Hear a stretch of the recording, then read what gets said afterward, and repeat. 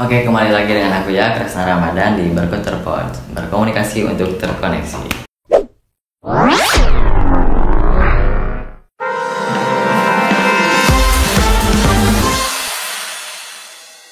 Nih, kali ini kita kedatangan narasumber dari LDK, Lembaga Dakwah Kampus. Hai. Ya, boleh nih Kak dikenalin dulu ke teman-teman berkotarian dari kakaknya Safa.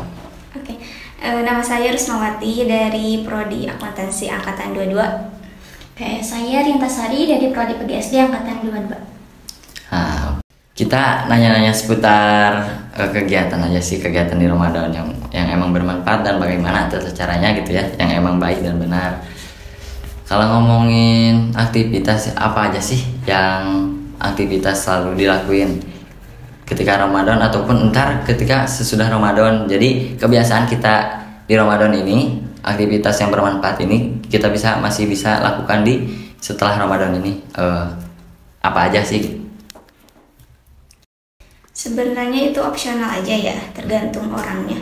Tapi biasanya kalau pas bulan Ramadan itu biasanya kan ada sahur tuh. Nah, itu tuh sebagai peluang buat kita tuh bangun malam tanpa ada keterpaksaan. Maksudnya sahur juga keterpaksaan sih ya. Tapi sesudah makan itu kan kita tuh kenyang, terus nggak, rasa ngantuk itu jarang muncul ada lagi.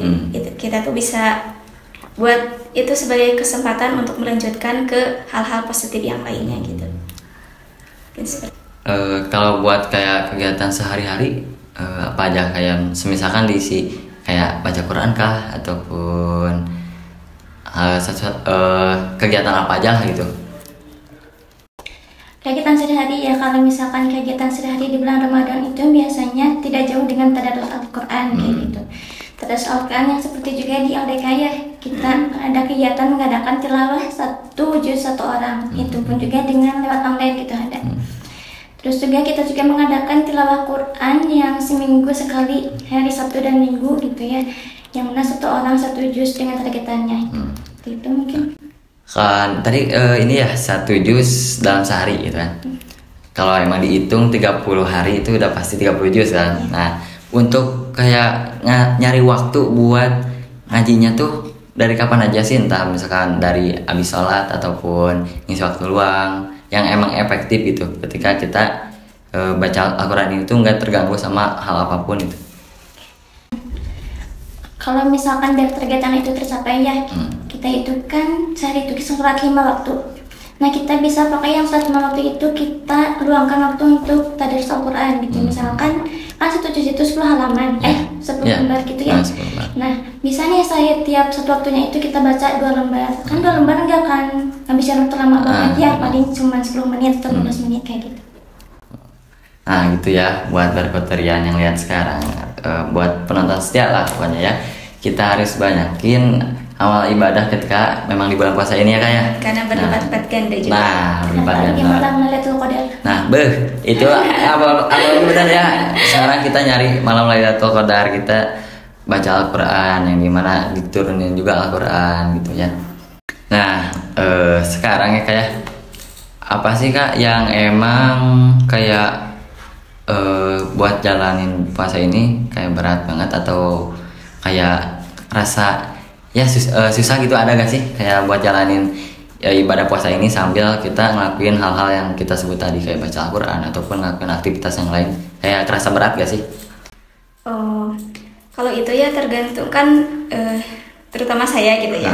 Saya kalau melakukan sesuatu itu awalnya suka males gitu kan. Nah, salah satu cara agar produktivitas itu terlaksana atau kita lakukan itu, yang pertama biasanya saya lakukan beresin kamar. Itu tuh merupakan langkah awal untuk melakukan hal positif selanjutnya gitu kan.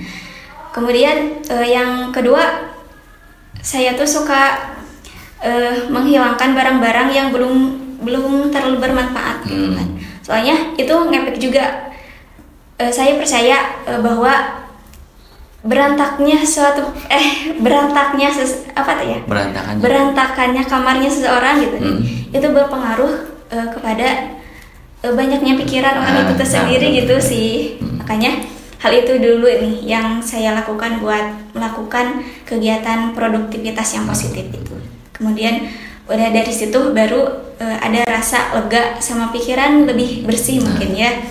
Nah itu gampang sih buat selanjutnya ngelakuin hal yang benar sih, benar. Emang karena kerasa juga ya kalau ngeliat kita di kasur gitu, terus lihat yang berantakan, emang suasana tuh udah mah kacau, ditambah ini makin kacau gitu kan. Jadi emang lah sering-sering lah bersihin tuh ya, kita mulai dari hal yang kecil sehingga emang membawa hal yang positif ke diri kita ataupun pikiran kita sendiri gitu ya. Contoh kayak tadi, kayak kasur yang berantakan ya, itu tuh bisa menggambarkan gitu kan ketika posisi kita tuh lagi bahagia ataupun emang lagi banyak pikiran tuh di situ kan. Kalau dari kakaknya gimana kak? Untuk kayak di Ramadan inilah yang bikin emang sulit ataupun kesan buat di Ramadan ini apa sih yang kayak ada yang beda atau enggak gitu? Kalau untuk aktivitas di bulan Ramadan, kalau saya pribadi ya, saya itu meniatkan dulu dari awalnya gitu. Misalkan sebelum Ramadan ini kita harus punya targetan nih, di bulan Ramadan kita harus lebih baik dari Ramadan tahun kemarin gitu. Berarti kan harus dimulai dari niat dulu. Nah, misalkan niat kita itu di bulan Ramadan kita ingin menghatamkan Quran 1 juz. Nah, berarti kita kan harus rencanain dulu dari awalnya gitu. Biar nanti kita dapat konsisten juga dalam menjalani pas bulan Ramadan kayak gitu. Terus kalau kesusahannya pasti kalau misalkan kita mahasiswa ya sambil ngampus juga kadang ada tugas tambahan lah atau ujung malah tiba-tiba dari dosen, pasti itu sih kesulitannya gitu. Tapi kalau misalkan ya kita emang kuat untuk menjalani target capaian kita di bulan Ramadan ya insya Allah itu bisa dijalani. Gitu ya, udah gak ada alasan lah gitu ya buat jalanin puasa tuh jangan cuma tidur gitu ya. Kita harus ngelakuin hal-hal yang positif lagi, yang lebih banyak. Nah, kalau ngomongin kegiatan juga ya, suka kepo gitu sama kadang kita tuh, contoh kita mau baca Al-Quran banyak kayak bentrokan waktu gitu kan, ataupun kayak rasa malas gitu. Itu apa sih kunci daripada istiqomah yang harus kita punya itu buat ngelakuin hal itu ataupun kegiatan yang kita jalani itu tuh biar konsisten gitu kan? Buat istiqomah tuh gimana sih? Kan tadi kita dapatnya dari niat ya. Kalau misalnya niat kita kuat maupun ada kesulitan atau kendala apapun itu pasti bakal terlaksana gitu kan. Terus kalau misalkan misalkan ya kita tuh punya targetan di bulan Ramadan tuh misalnya kita menghatamkan Quran satu Quran setelah hataman dalam bulan Ramadan misalkan. Tapi kita tuh bentrokan nih dengan tugas-tugas kampus. Nah kita bisa aja sih ya pasti. Misalnya duhur ya kan, duhur kita ada kelasnya misalnya dari pagi sampai duhur, habis duhur ada kelas lagi. Otomatis kan kadang kita tadarus Al-Quran kadang sempat kadang enggak gitu. Nah kita bisa ganti di asarnya, jadi asarnya yang uangnya 2 lembar jadi 4 lembar kayak gitu. Oke. Nah itu dia ya, kita udah dikasih tips-tipsnya, cara-caranya ataupun dari realisasinya gimana gitu ya buat kita ngelakuin hal itu nih buat sahabat Berkotarian. Nah sekarang mau nanyain pengalaman ya. Buat pengalaman dari kakak masing-masing nih ya yang emang berat, ataupun pengalaman apa aja sih yang mengesankan, mau itu senang ataupun enggak gitu ya, ketika kita ngelakuin suatu hal yang positif di bulan Ramadan ini, apa sih pengalaman apa aja gitu? Kalau gitu ya sesuai dari awal dulu ya, menurut saya dari yang bangun tidur seperti itu. Nah dari situ kita nge-charger diri sendiri nih buat ngisi baterai kita penuh buat ngejalanin aktivitas itu tersendiri nih, supaya kita juga semangat terus sesuai dengan niat awal yang kita tentuin gitu kan. Terus kalau misalkan bentrok gimana nih? Nah biasanya saya nentuin dulu nih hal bentrok ini tuh yang satu tuh urgent banget atau bagaimana gitu nih gitu. Nah saya akan memilih pilihan yang urgent banget, mengesampingkan hal yang bisa orang lain kan dikasih dulu lah gitu nih. Bentar lakuinnya gitu. Nah kalau soal baca Al-Quran nih, di LDK juga ada yang tadarus 1 juz 1 kelompok. Nah itu tuh tadarusan yang tamatan 1 bulan Ramadan dengan cara gotong royong. Nah itu tuh sangat membantu kita.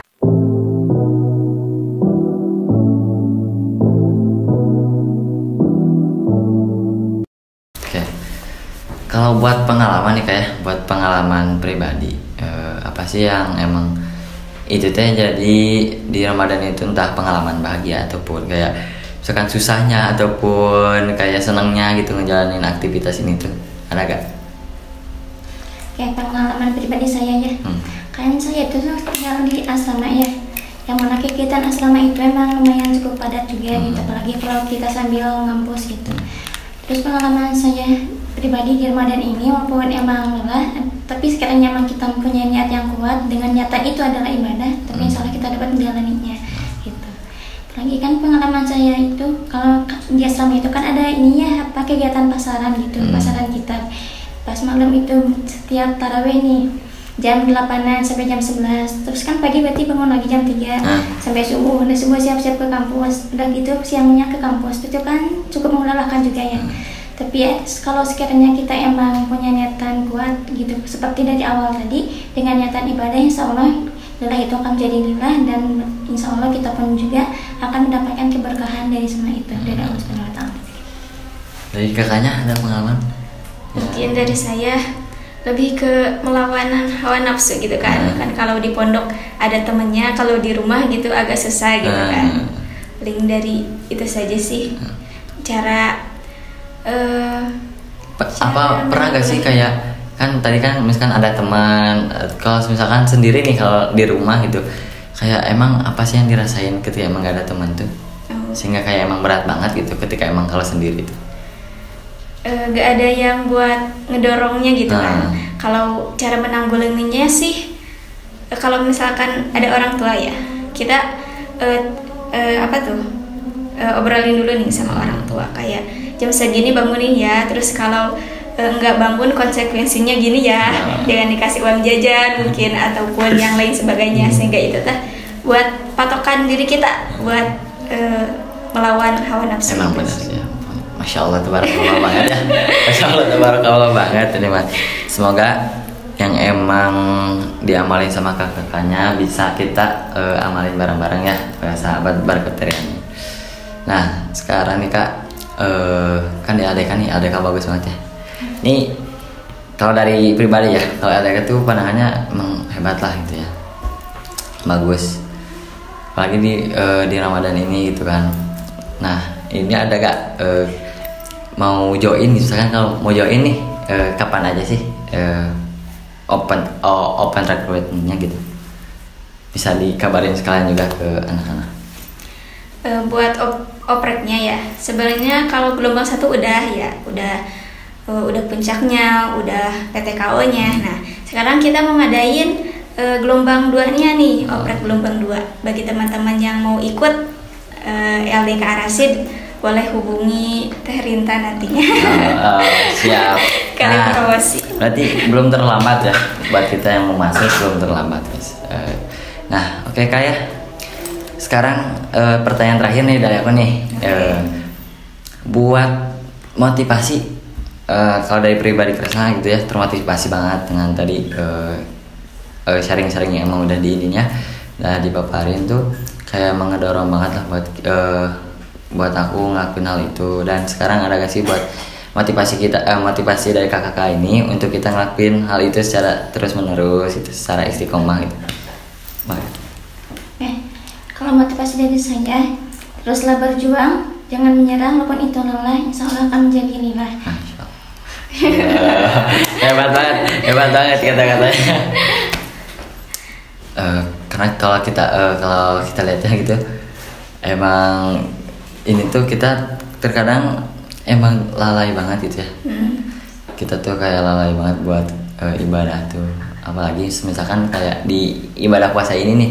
Ibadah puasa ini tuh kita kadang malas-malasan gitu ya, walaupun emang kita nggak ngelakuin hal-hal yang gak ada nilainya, tapi kita tuh lebih banyaknya tuh ke hal yang emang condongnya tuh ya ke hal yang negatif gitu, kayak ya contoh tidur sampai 24 jam mungkin ya, marah banget ya gitu.